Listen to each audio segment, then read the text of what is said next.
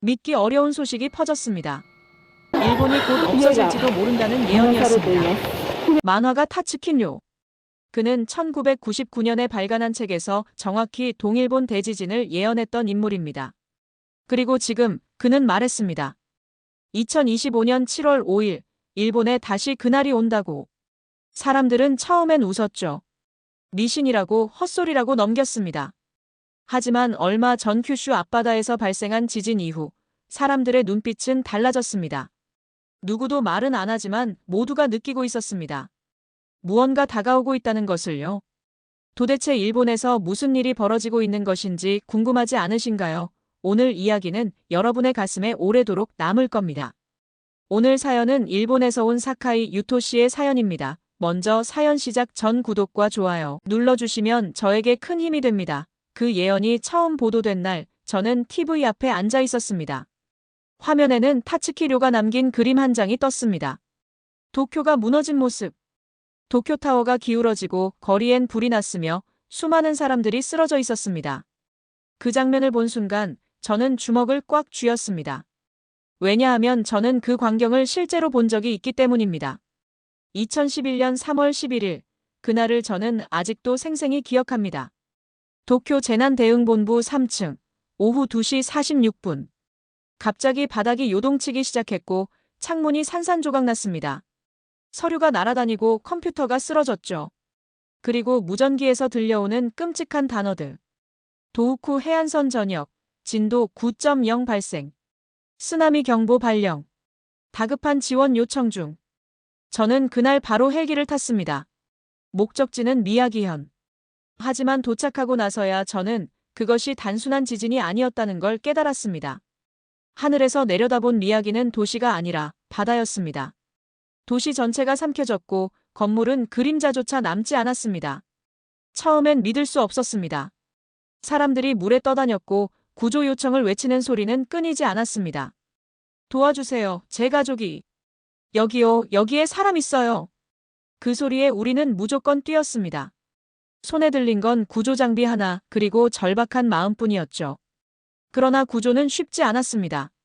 무너진 건물 더미 사이를 파헤치며 한 사람이라도 살려보려 했지만 너무 늦었습니다. 저는 무전을 잡고 소리쳤습니다. 본부 응답 바란다. 추가 지원이 필요하다. 이곳은 완전한 아비규환이다. 하지만 돌아온 답변은 냉정했습니다. 정부 대응 지연 중. 추가 인력 이동까지 최소 8시간. 그 순간 저는 처음으로 절망했습니다. 우리가 이렇게 무력한 존재였구나. 그러던 그때였습니다. 멀리서 새로운 헬기 소리가 들려왔습니다. 일본 구조대인가? 무전을 켜고 확인했지만 뜻밖의 응답이 돌아왔습니다. 대한민국 긴급구조대 현장 접근 중. 순간 제 귀를 의심했습니다. 그들은 정말 한국에서 온 구조대였습니다. 노란 조끼, 주황색 헬멧. 조용하지만 날카로운 눈빛. 그들은 내려서자마자 무너진 구조물을 살피고 주민들을 향해 달렸습니다. 괜찮으십니까? 지금 안전한 곳으로 옮기겠습니다. 놀랍게도 그들은 일본어를 하고 있었습니다. 그리고 누구보다도 빠르게, 정확하게 움직였습니다. 우리는 아직도 우왕좌왕하고 있었는데 그들은 이미 생존자를 찾아냈습니다. 그 모습을 보며 저는 말문이 막혔습니다. 부끄러웠습니다. 우리가 도와야 할 일본 땅에 한국이 가장 먼저 도착했다는 사실이. 그날 이후로 저는 묻기 시작했습니다. 도대체 한국은 어떻게 이런 대응이 가능한 거지? 그리고 우리는 왜 아직도 느리기만 한 걸까? 저기 사람 있다. 한국 구조대 중 한 대원이 소리치자 모두가 동시에 달려갔습니다. 구조자 한 명이 무너진 잔해를 조심스럽게 들어올리고 다른 한 명이 가방에서 구조용 담요와 산소 마스크를 꺼냈습니다. 그들은 정말 훈련된 듯이 일사불란하게 움직였습니다. 나는 멀뚱히 서 있다가 정신을 차렸습니다. 같은 구조대원으로서 부끄러웠습니다. 너무 늦었습니다. 한 일본인 할머니가 흐느끼며 중얼였고 한국 구조대원은 조용히 손을 내밀었습니다. 할머니, 저희가 끝까지 돕겠습니다. 그 말 한마디에 할머니는 울음을 터뜨렸습니다. 그들은 우리가 그토록 애타게 찾던 생존자를 단 3분 만에 찾아냈고 응급처치까지 마친 뒤 임시 대피소로 옮겼습니다. 그 현장에 있던 일본 구조팀은 놀란 눈으로 그 장면을 지켜볼 수밖에 없었죠. 왜 저 사람들은 우리보다 빠른 거지? 누군가 작게 중얼였고 나도 같은 생각을 하고 있었습니다. 그날 저녁 나는 그들과 함께 모닥불 앞에 앉았습니다. 말은 잘 통하지 않았지만 눈빛은 같았습니다. 생명을 살리겠다는 간절함. 그것 하나로 우리는 서로를 이해할 수 있었습니다. 이렇게 빨리 온 이유가 뭐죠? 나는 한국구조대의 대장에게 물었습니다. 그는 조용히 웃으며 말했죠. 과거에 도왔던 이웃이니까요. 지금 우리가 해야 할 일입니다. 순간 가슴이 먹먹해졌습니다. 과거. 우리는 그들에게 무엇을 했는가? 하지만 그들은 과거를 묻지 않았습니다. 오직 사람을 살리는 데만 집중하고 있었죠. 그날 밤 한국 구조대원들은 장비를 점검하고 작전을 세우며 쉴 틈도 없이 움직였습니다. 우리는 아직도 지휘본부의 명령을 기다리고 있던 상황이었는데요. 그들은 이미 현장 판단으로 구조 우선순위를 결정하고 있었습니다. 이 아이부터 구해야 합니다. 구조 신호가 감지됐습니다. 드론을 띄우고 열화상 장비로 생존자 위치를 탐지하더군요. 우린 아직도 이런 기술이 없는데. 나는 속으로 중얼이며 옆에 선 동료를 바라봤습니다. 그 역시 말없이 고개를 끄덕였습니다. 부러움과 당혹감, 그리고 분노. 복잡한 감정이 가슴속에 얽혔습니다. 그날 이후로 나는 한국구조대와 함께 움직였습니다. 그들이 어떻게 현장을 보고 어떤 장비를 쓰고 어떤 방식으로 대처하는지를 자세히 관찰했습니다. 그리고 느꼈습니다. 이건 단순한 속도의 문제가 아니었습니다. 그들은 전 국민이 이미 재난 대응이 몸에 배어 있었습니다. 훈련, 장비 판단력, 심지어 응급처치 매뉴얼까지 완벽에 가까웠죠. 우리는 왜 이걸 못하고 있는 걸까? 스스로에게 자꾸 물었습니다. 물론 일본도 세계적인 내진 설계를 가진 나라입니다. 하지만 그것은 건물의 이야기일 뿐 사람에 대한 준비는 너무나도 부족했습니다. 며칠 뒤 구조 작업이 끝나갈 무렵 한국구조대 대장이 나에게 말했습니다. 우리는 돌아갑니다. 하지만 이곳의 기억은 오래 남을 겁니다. 나는 고개를 숙였습니다. 정말 감사했습니다. 그들은 조용히 웃고 아무 말 없이 짐을 들고 떠났습니다. 홍보도 없었고 뉴스에도 크게 보도되지 않았습니다. 그들은 그렇게 조용히 와서 조용히 떠났습니다. 하지만 나는 잊지 않았습니다. 내가 구조대원이 되기로 결심했던 그 초심을, 그리고 내가 무엇을 배워야 하는지를요. 그날 이후 나는 매일 한국의 구조 시스템을 찾아 공부했습니다. 그들이 왜 그렇게 빠르고 정확했는지, 어떻게 정부와 민간이 협력했는지, 도대체 어떤 교육을 받아야 그런 현장 감각이 나오는지. 그렇게 13년이 지났습니다. 그리고 지금 2024년. 나는 그때와 비슷한 두려움을 다시 느끼고 있습니다. 7월 5일. 정말 또다시 무언가 올까요? 아니, 이미 우리 눈앞에 다가오고 있는 걸지도 모릅니다. 2024년 8월 21일 오후 4시 43분. 도쿄는 평소처럼 습하고 무더운 여름날이었습니다. 저는 구조대 훈련을 마치고 사무실에 돌아와 냉수 한 잔을 마시고 있었습니다. 그때였습니다. 창틀이 살짝 흔들리는가 싶더니 바닥이 떨리기 시작했습니다. 무전기에서 곧바로 비상호출이 울렸습니다. 미야자키 앞바다, 진도 7.1 지진 발생. 쓰나미 경보 발령. 잠깐 귀를 의심했습니다. 진도 7 이상이면 결코 가벼운 지진이 아닙니다. 그러나 옆자리 후배는 말하더군요. 선배, 일본에선 이 정도 흔들림 흔한 거 아닙니까? 맞습니다. 일본 사람들은 지진에 익숙합니다. 지진 경보가 울려도 대다수는 눈을 끄덕이며 스마트폰만 확인하죠. 하지만 이번엔 느낌이 달랐습니다. 제 가슴 어딘가가 묘하게 조여왔습니다. 이건 단순한 흔들림이 아니었습니다. 경험에서 오는 본능이 말했습니다. 이건 시작일 뿐이다. 다음 날 오전, 일본 기상청은 긴급 브리핑을 열었습니다. 내용은 충격적이었습니다. 이번 지진으로 인해 난카이 해곡 대지진의 발생 확률이 평소보다 훨씬 높아졌습니다. 그 말은 30년 안에 80% 확률로 발생할 거라던 대지진이 이제는 몇 개월, 아니 며칠 안에 닥칠 수도 있다는 의미였습니다. 순식간에 사회는 흔들렸습니다. 뉴스, SNS, 커뮤니티 모두가 한 목소리로 묻기 시작했습니다. 정말 오는 건가요? 이젠 피할 수 없는 건가요? 마트에선 물, 건전지, 라면, 응급키트가 동이 났고 일부 지역에서는 사재기와 가격 폭등까지 일어났습니다. 도쿄만 해도 벌써 대피소 문의가 급증하고 있었습니다. 하지만 정부는 침착하라는 말만 되풀이했습니다. 지진 발생 가능성은 증가했으나 시점은 예측할 수 없습니다. 정부는 충분히 대비하고 있습니다. 그 말을 들은 순간 저는 웃을 수밖에 없었습니다. 준비가요? 2011년에도 그들은 그렇게 말했죠. 쓰나미는 크지 않을 겁니다. 결과는 2만 명이 넘는 사망자였습니다. 그런데 이번엔 더 심각한 일이 일어났습니다. 타츠키 료, 그 이름이 다시 세간에 떠오른 겁니다. 그가 2021년에 재발간한 만화 내가 본 미래. 그 안에는 명확히 적혀 있었습니다. 2025년 7월 5일, 일본에 다시 초대형 재난이 온다. 그 예언 속 도시의 모습. 기울어진 도쿄타워, 꺼진 하늘, 쓰러진 사람들. 그 모든 장면이 이번 지진과 묘하게 겹쳐 보였습니다. 사람들은 묻기 시작했습니다. 설마 진짜 그 예언이 맞는 건가요? 이번에도 똑같이 시작되는 거 아닙니까? 저도 침묵했습니다. 예언을 믿지는 않았지만 불길한 예감은 지울 수 없었습니다. 며칠이 지나자 도쿄 근교의 부동산 시장이 요동쳤습니다. 남부 지역의 땅값은 곤두박질 쳤고 오사카에 살던 지인 하나는 이렇게 말했죠. 이참에 도쿄로 이사 갈까 생각 중이에요. 여긴 불안해서 못 있겠어요. 하지만 정작 정부는 움직이지 않았습니다.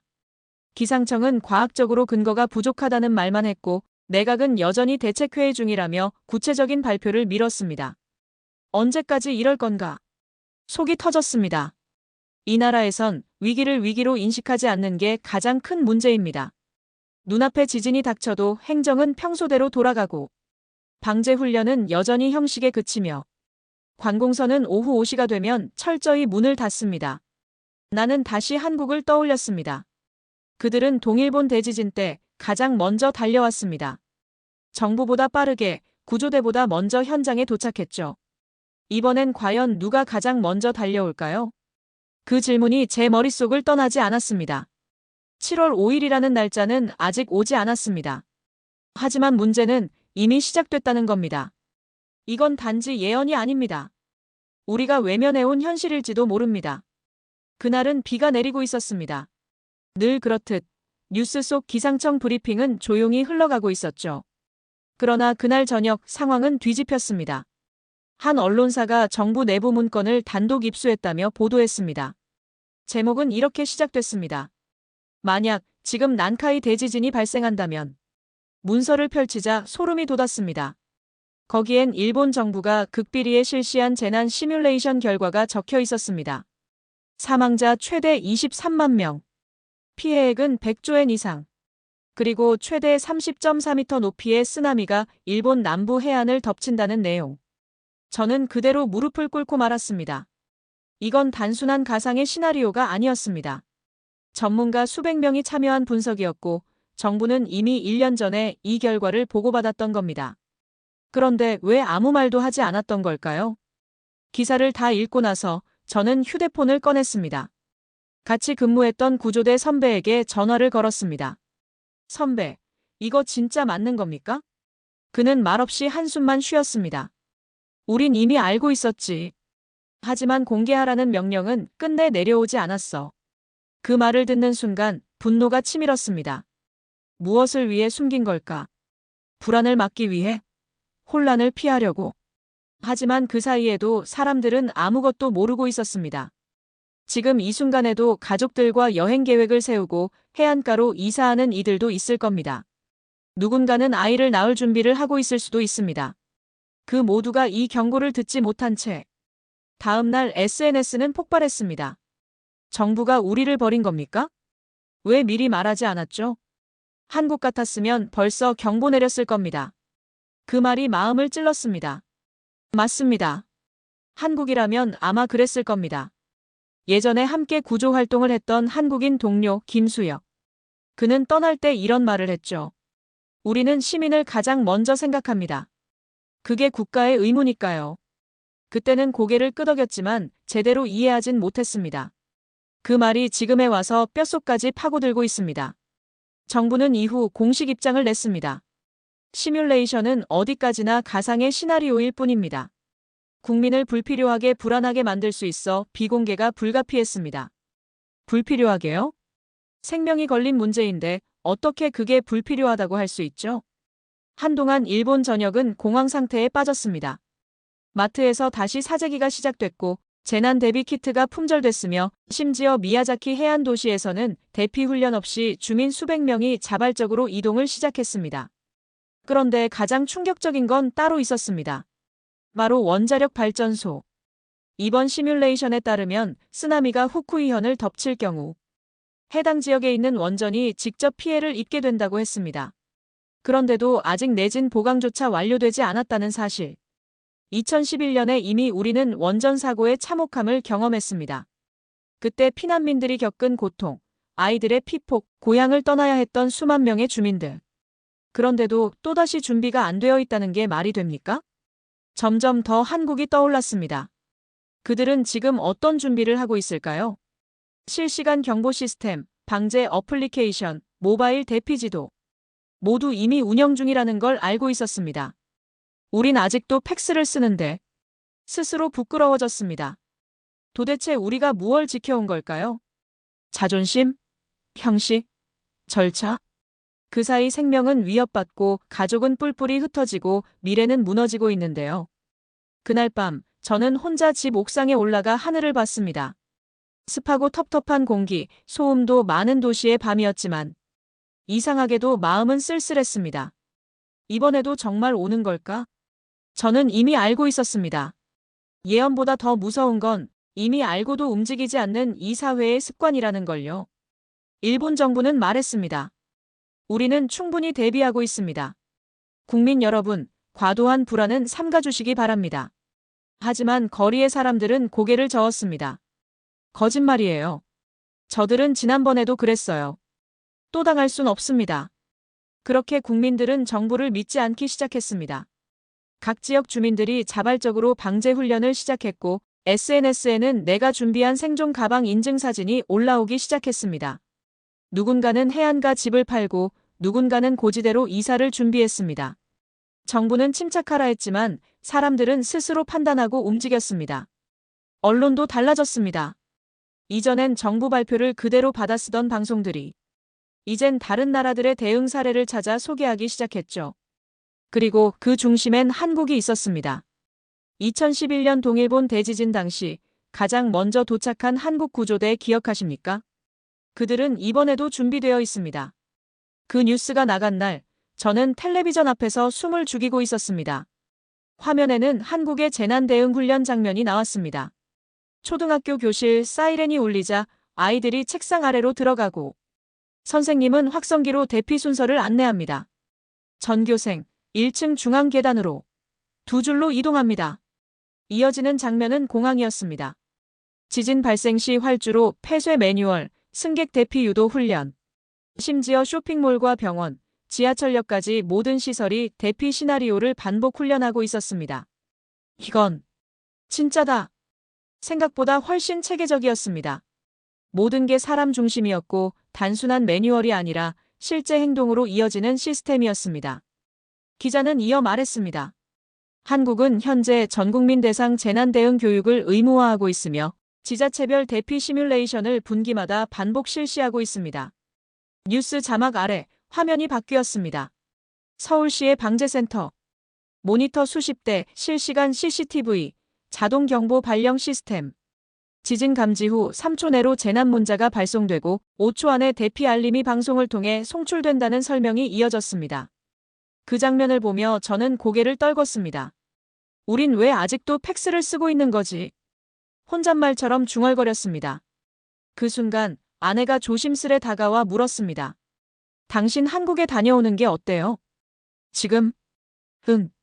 구조 전문가라면 직접 봐야 하지 않겠어요? 그 말이 마음을 울렸습니다. 내가 왜 이 일을 시작했는지, 2011년의 그날 무엇을 느꼈는지 다시 떠올랐습니다. 결국 나는 결심했습니다. 직접 확인하자. 말로만 듣지 말고 내 눈으로 보자. 며칠 뒤 저는 한국행 비행기 티켓을 끊었습니다. 출국 전날 구조대 후배가 말했습니다. 선배 한국까지 가는 건 너무 감정적인 결정 아닐까요? 나는 조용히 웃으며 대답했습니다. 지금 이 감정이 우리가 잊고 지낸 본질일지도 몰라. 비행기 안에서 창밖을 보며 생각했습니다. 이 작은 바다 건너 나라가 지금 우리가 배워야 할 모든 해답을 가지고 있을지도 모른다고요. 도착 예정지는 인천공항. 그곳에서 대한민국의 현실적인 대비 체계를 직접 확인할 예정입니다. 그들이 어떻게 시민을 움직이고 생명을 우선시하는 시스템을 갖췄는지, 그리고 우리는 왜 여전히 바뀌지 못하고 있는지. 비행기는 조용히 구름을 뚫고 한반도 상공을 지나고 있었습니다. 내 심장은 오랜만에 빠르게 뛰고 있었고 나는 느꼈습니다. 이 여정이 단순한 출장 그 이상이 될 거라는 걸. 비행기는 조용히 인천공항 활주로에 착륙했습니다. 창밖을 보자 정돈된 활주로와 질서정연한 차량, 그리고 군더더기 없는 안내 표지판이 눈에 들어왔습니다. 공항 직원들의 움직임도 빠르고 간결했습니다. 첫 인상부터 낯설 정도로 매끄러웠습니다. 입국 심사도 빠르게 끝났습니다. 행정 처리는 모두 태블릿으로 진행되었고 신분 확인부터 건강 상태 점검까지 단 2분이 걸렸습니다. 일본이었다면 적어도 종이 서류에 도장을 찍고 팩스를 기다리는 시간이 필요했겠죠. 저는 서울시 종합방재센터로 향했습니다. 국내 최대 규모의 재난대응 관제실. 입구에 도착하자 담당자 이재훈 과장이 반갑게 인사하며 말했습니다. 일본에서 오신 구조 전문가님 맞으시죠? 기다리고 있었습니다. 그는 유창한 일본어로 설명을 시작했습니다. 이곳은 서울 전역의 재난 상황을 실시간으로 감시하고 대응하는 곳입니다. 수십 개의 대형 스크린이 벽면을 가득 채우고 있었고 서울 시내 전역의 CCTV, 기상정보, 인구 밀집도, 대피 경로까지 모두 표시되어 있었습니다. 마치 하나의 생명체처럼 도시가 작동하고 있었습니다. 그는 스마트폰을 꺼내 보여줬습니다. 이 앱은 모든 시민이 사용하는 서울 안전도우미입니다. 지진, 화재, 수질, 방사능, 폭우까지 모든 재난 경보가 실시간으로 전송됩니다. 그 말이 끝나기 무섭게 제 폰에도 경보 메시지가 떴습니다. 재난 알림 강원도 인제군에서 진도 3.1 지진 감지. 피해 없음. 참고 바랍니다. 진도 3.1인데도 알림이 오나요? 제가 물었습니다. 그는 고개를 끄덕이며 말했습니다. 재난은 느끼기 전이 아니라 시작 전부터 대비하는 게 핵심입니다. 그 말이 가슴을 울렸습니다. 이어서 그는 저를 시 교육청 방재훈련센터로 데려갔습니다. 초등학생 수십 명이 참여한 지진 대피 훈련이 진행 중이었습니다. 사이렌이 울리자 아이들은 순식간에 책상 아래로 몸을 숨기고 선생님은 경로를 따라 대피를 유도했습니다. 하나, 둘, 셋. 줄 맞춰 이동. 놀랐습니다. 훈련이 아닌 실전을 보는 것 같았습니다. 아이들은 혼란 없이 움직였고 교사들은 지체 없이 대응했습니다. 모든 것이 계산되어 있었고 반복 훈련을 통해 체화된 행동이었습니다. 이런 훈련 얼마나 자주 하십니까? 전국적으로 분기별 정기훈련, 지역별로는 월 1회 이상입니다. 그리고 실제 상황처럼 모의 대응까지 포함합니다. 이게 진짜였죠. 매뉴얼에만 적힌 문장이 아니라 몸에 배어있는 습관이었습니다. 오후에는 서울의 모 병원으로 이동했습니다. 지진 발생 시 의료 대피 절차와 시스템을 보기 위해서였죠. 지하 1층 비상통제실에 들어가자 의료진과 간호사가 직접 시뮬레이션을 진행하고 있었습니다. 전원이 꺼지고 엘리베이터가 멈추면 어떻게 할 것인지, 중환자를 어떻게 우선 대피시킬지, 그리고 각 병동별로 이동 경로를 어떻게 확보할 것인지까지. 이건 정말 대단하군요. 제가 감탄하자 담당 간호사가 웃으며 대답했습니다. 저희는 대형 병원이라 기본이에요. 소규모 병원도 정부가 시스템을 공유하고 있어요. 공공과 민간의 경계가 없었습니다. 정부는 계획을 세우고 민간은 그걸 실제로 작동시키고 있었습니다. 하루 만에 저는 압도당했습니다. 솔직히 말하면 자존심이 무너졌습니다. 이전까지 일본이 더 체계적이고 정밀하다고 믿고 있었죠. 내진 기술, 도시 설계, 지진 센서. 그러나 지금 제 눈앞에 있는 한국은 속도와 현장 대응력이라는 가장 중요한 부분에서 우리보다 몇 수 위였습니다. 우리는 왜 아직도 저걸 못하고 있을까? 귀국 일정이 아직 하루 남았지만 제 마음속에는 이미 결론이 나 있었습니다. 그들에겐 시스템이 아니라 태도가 있었습니다. 생명을 지키겠다는 확고한 의지. 그 의지를 실행할 준비가 국가 전체에 퍼져 있었습니다. 돌아가기 전 마지막으로 들른 곳은 민간자율방재단 훈련장. 직장인, 주부, 대학생들이 직접 구조 장비를 다루며 훈련을 받고 있었습니다. 누가 시켜서 하는 건가요? 제가 물었습니다. 아니요. 우리가 살아야 하니까요. 그 말에 저는 아무 말도 할 수 없었습니다. 한국에서 돌아온 지 하루가 지나자 도쿄의 하늘은 다시 흐려졌습니다. 기온은 여전히 높았고 습기는 가슴을 눌렀습니다. 하지만 제 마음을 더욱 무겁게 짓누른 건 일본 구조본부의 공기였습니다.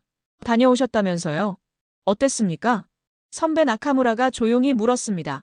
저는 주저하지 않았습니다. 완전히 달랐습니다. 훈련, 장비, 반응 속도, 체계 모든 면에서요. 말을 마치자 회의실 안은 조용해졌습니다. 몇몇은 고개를 끄덕였지만 일부는 팔짱을 끼고 한숨을 쉬었습니다. 그쪽은 우리보다 인구도 적고 환경도 다르지 않습니까? 맞습니다. 우리는 일본 방식이 있습니다. 괜히 따라했다가 더 큰 혼란이 올 수도 있어요. 반발이 나올 줄 알았습니다. 그래서 저는 태블릿을 꺼내 직접 촬영한 영상을 보여줬습니다. 훈련 중인 초등학생들, 병원에서 대피 훈련하는 의료진, 그리고 민간인이 자발적으로 방제 장비를 다루는 장면까지. 영상을 보는 동안 아무도 말이 없었습니다. 하지만 끝나자마자 누군가는 말했습니다. 근데 우린 그렇게 못해. 시스템도 문화도 달라. 그러니까 지금 바꾸자는 겁니다. 제가 단호하게 말했죠. 그 순간 저 자신도 놀랐습니다.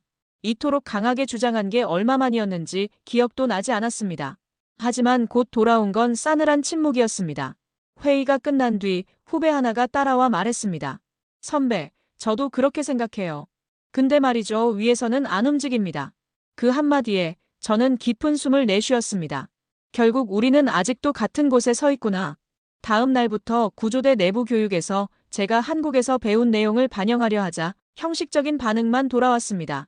좋은 참고 사례로 기록해두겠습니다. 다음 정기방제 훈련에서 검토해보죠. 기록, 검토, 회의, 보고.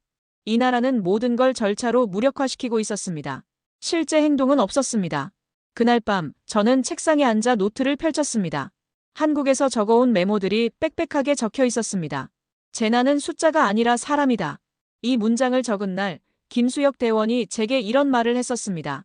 어떤 시스템이든 결국은 사람이 움직이는 거잖아요. 그걸 생각 안 하면 구조는 그냥 의무일 뿐이죠. 일본에선 그 말이 참 멀게 느껴졌습니다. 우리는 책임을 나누기 위한 매뉴얼은 철저했지만 진짜 누가 먼저 뛰어야 하는지는 아무도 얘기하지 않았습니다. 며칠 뒤 후배 구조대원 미즈키가 조심스럽게 다가왔습니다. 선배 진지하게 묻겠습니다. 선배는 지금 한국에서 일할 수 있는 제안이 온다면 받아들이시겠습니까? 저는 놀랐습니다. 그 질문이 왜 갑자기 나왔는지 묻기도 전에 그는 말을 이었습니다. 한국재난대응센터가 최근 일본어 가능 구조 전문가를 찾는다는 소문이 돌고 있습니다. 그쪽에서 선배 얘기가 오갔다고 들었어요. 순간 머릿속이 하얘졌습니다. 한국에서 내 이야기가 나 같은 사람에게 그런 제안이 진짜라고 해도 내가 그곳에 어울릴까요? 제가 묻자 미즈키는 고개를 끄덕였습니다. 선배는 충분히 준비된 사람입니다. 일본이 아직 변하지 못하고 있을 뿐이죠. 그날 밤 집으로 돌아오는 길. 도쿄의 네온 불빛은 여전히 번쩍였지만 제 눈엔 낯설게만 느껴졌습니다. 14년 전 내가 구조대원이 된 이유는 단 하나였습니다. 사람을 살리고 싶다는 마음. 하지만 지금 이곳에선 그 마음조차 시스템 안에 갇히고 있었습니다. 이제 저는 선택의 기로에 섰습니다. 변화시킬 수 있을까 아니면 떠나야 할까? 아직 대답은 하지 않았습니다. 하지만 마음속 깊은 곳에서 무언가가 흔들리고 있었습니다. 결정은 조용히 내려졌습니다. 누구에게도 말하지 않았습니다. 밤늦게 혼자 사무실에 남아있던 그날, 책상 위에 펼쳐진 한국 구조대의 훈련 자료를 다시 들여다보며 저는 천천히 고개를 끄덕였습니다. 더는 기다릴 수 없다. 일본은 아직 움직이지 않았습니다. 사람들의 인식도 정부의 시스템도 모든 것이 정체된 듯 보였습니다. 그 속에서 저는 점점 더 무력해지고 있었고 내가 할 수 있는 일은 줄어들고만 있었습니다. 이제는 행동할 때라고 생각했습니다. 무언가를 바꾸려면 적어도 움직이는 곳에 있어야 한다고 믿었습니다. 며칠 뒤 저는 구조본부에 사직서를 제출했습니다. 팀장은 말없이 고개를 숙였습니다. 그 선택, 이해합니다. 그 한마디가 마음을 무겁게 했습니다. 후배 미즈키는 손을 꼭 잡으며 말했습니다. 선배, 부끄러워하지 마세요. 우리는 그저 조금 늦었을 뿐입니다. 짐을 정리하는 데는 오래 걸리지 않았습니다. 14년간의 기록이 담긴 책상 위엔 손때 묻은 장갑 한 켤레, 그리고 한 장의 사진이 남아 있었습니다. 2011년 미야기 해안에서 한국 구조대와 함께 찍었던 사진이었습니다. 그 사진을 손에 쥐고 저는 마지막으로 구조본부를 둘러봤습니다. 텅 빈 회의실, 오래된 소화기, 그리고 여전히 팩스 기계가 놓여있는 구석 책상. 이제는 떠날 시간이다. 아내는 제 결정을 지지해줬습니다. 처음엔 불안했어요. 하지만 지금 당신 얼굴을 보니 잘한 선택 같아요. 딸아이도 말했습니다. 아빠, 꼭 뉴스에 나오는 사람 돼야 해요. 사람들 도와주는. 비행기 출국 시간은 오전 10시. 공항으로 가는 길, 창밖으로 스쳐 지나가는 도쿄의 풍경을 저는 오래 바라봤습니다. 이 도시는 여전히 깔끔하고 조용했지만 그 조용함 속엔 변화에 대한 두려움이 깊게 박혀 있었습니다. 인천공항에 도착하자 다시 낯선 공기와 마주했습니다. 시민들의 빠른 발걸음, 명확한 안내, 그리고 스마트폰으로 모든 걸 해결하는 사람들. 대한민국 행정안전부의 관계자가 공항에서 저를 맞이했습니다. 사카이 유토님, 어서 오십시오. 이곳에서 함께 해주셔서 감사합니다. 그 인사에 저는 천천히 고개를 숙였습니다. 감사하다는 말이 부끄러웠습니다. 도와줬던 그 나라에 이제 제가 도움을 받기 위해 오게 됐으니까요. 첫 일정은 서울시 방재본부 방문이었습니다. 이미 제가 한국에 관심을 갖고 있던 사실이 내부에서 공유되어 있었고 시범협력단체에서 함께 구조 시스템 개선에 참여해달라는 요청도 함께 받았습니다. 여기서는 과거가 아니라 지금과 미래가 중요합니다. 그 말이 귓가에 울렸습니다. 숙소로 향하는 길, 강변북로를 따라 달리며 저는 문득 이런 생각이 들었습니다. 나는 이제 어디에 있는가? 정답은 명확했습니다. 변화를 시작한 곳에, 그리고 생명을 먼저 생각하는 곳에. 일본은 여전히 제 고향입니다. 하지만 저는 앞으로 이곳에서 살아갈 겁니다.